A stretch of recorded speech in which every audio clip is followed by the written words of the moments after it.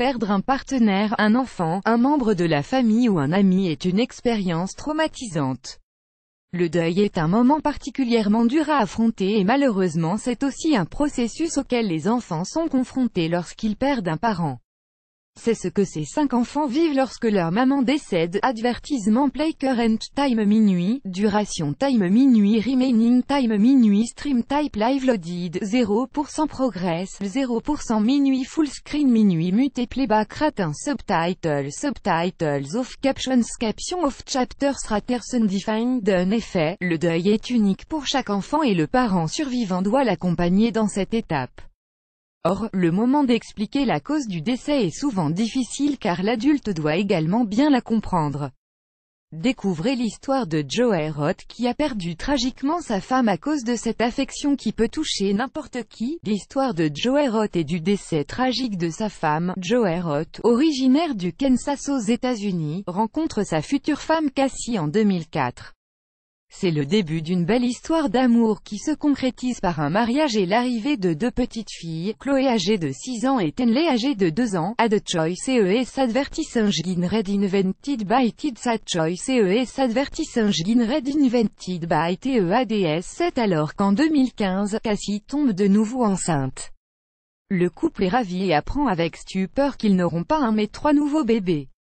L'arrivée des triplets émeut énormément Cassie car elle fond en larmes à cette annonce. Au bout de 23 semaines de grossesse, la maman est hospitalisée dans un centre médical situé à 2 heures de route de leur maison. Elle y passe presque le reste de sa grossesse, recevant la visite de sa famille le week-end. Enfin, vient le moment de l'accouchement, tout se passe bien et Cassie sort de l'hôpital accompagnée de son mari et de ses 5 enfants. Toutefois, une semaine après sa sortie, elle se réveille durant la nuit à cause d'extrêmes douleurs dans la poitrine et d'une tachycardie. Joey l'emmène directement aux urgences dans l'hôpital où elle a accouché et les médecins, après plusieurs examens, découvrent un caillot sanguin dans les poumons de Cassie. Cassie souffre d'une embolie pulmonaire, c'est-à-dire qu'un caillot circule dans le sang et bloque une ou plusieurs artères irriguant le poumon. En général, ce caillot de sang apparaît lors d'une phlébite puis se décolle de la veine pour remonter jusqu'au poumon ou au cœur. Ad choice ES advertising red invented by TEADS. Fin publicité dans play vidéo play mute current time minuit, duration time minuit loaded, 0% progress, 0% stream type live remaining time minuit playback rate, chapter subtitles off, captions off, full screen foreground, white black red green blue yellow magenta cyan, opaque semi-opaque background, white black red green blue yellow magenta cyan, opaque semi-transparent transparent window, white black red green blue yellow magenta cyan, opaque semi-transparent transparent font size 50%, 75%, 100%, 125%, 150%, 175%, 200%, 300%, 400%. Text edge style non-right de pressed uniform drop shadow font family default monospace serif proportional serif monospace sans serif proportional sans serif casual script small cap defaults. Don Cassie reçoit alors les soins nécessaires à sa guérison. Elle quitte l'hôpital seulement quelques jours après et rentre chez elle. Le couple est accueilli avec beaucoup de joie par leurs enfants. La maman reprend un rythme normal en préparant des gâteaux pour ses filles et en s'occupant des affaires des triplets. Seulement, au bout de quelque temps, les symptômes réapparaissent et Joey la ramène immédiatement aux urgences. Pendant le trajet en voiture, Cassie perd connaissance. Lorsqu'elle est prise en charge à l'hôpital, les médecins annoncent à Joey que son pronostic vital est engagé.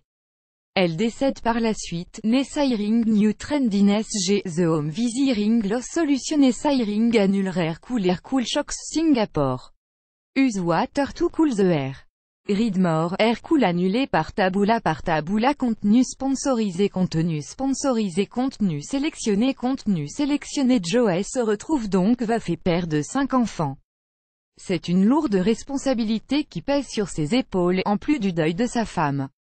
Toutefois, il reçoit le soutien de ses proches et de sa famille ainsi que des dons de couches de bébé ou d'argent pour l'aider à traverser cette épreuve. Les affaires de Cassie sont toujours dans la maison car Joey a du mal à s'en défaire et souhaite honorer la mémoire de sa femme en rappelant à ses enfants combien leur mère était merveilleuse et aimante. Cette histoire tragique nous rappelle à quel point la vie est précieuse mais aussi que lors d'une grossesse, il faut être vigilant concernant certaines maladies comme la phlébite, Ad Choice ES Advertising Red Invented by TEADS. La phlébite pendant la grossesse. En effet, pendant une grossesse, les jambes lourdes sont fréquentes mais peuvent engendrer des maladies plus graves, voire mortelles, comme la phlébite ou thrombose veineuse, se caractérise par la formation d'un caillot de sang dans une veine.